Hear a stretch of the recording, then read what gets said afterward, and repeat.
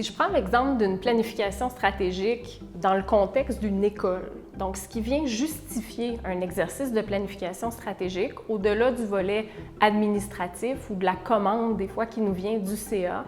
Donc, ce qu'on va voir le plus fréquemment, ce sont de grands changements qui viennent créer du mouvement dans l'organisation et à partir desquels on a besoin d'aligner une stratégie. Je donne un exemple concret, une croissance. Donc, on veut voir augmenter de manière significative dans le temps le nombre d'élèves dans notre école. Donc, comment on s'organise pour réussir cette croissance-là en tenant compte des différents éléments qui entrent en ligne de compte. Par exemple, la grosseur de l'équipe école, le nombre de plateaux sportifs dont on dispose, le nombre de classes, donc les espaces physiques. C'est important de réfléchir aussi à l'espace dont on dispose et s'il y a des agrandissements à prévoir, bien, comment on l'intègre dans notre stratégie. D'ailleurs, développement d'infrastructures, c'est aussi des grands changements qui viennent asseoir une planification stratégique.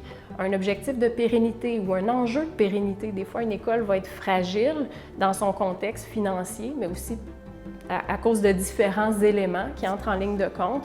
Donc, comment on vient sécuriser tout ça? Bien, ça nous prend une stratégie. Puis pas juste une planification financière, une planification stratégique où là, on va réunir des acteurs pour qu'ils puissent nous donner leur point de vue sur le sujet, puis pour qu'on puisse ensemble prendre des décisions éclairées. Donc, à retenir ici, souvent un grand changement structurant va venir asseoir un exercice de planification stratégique.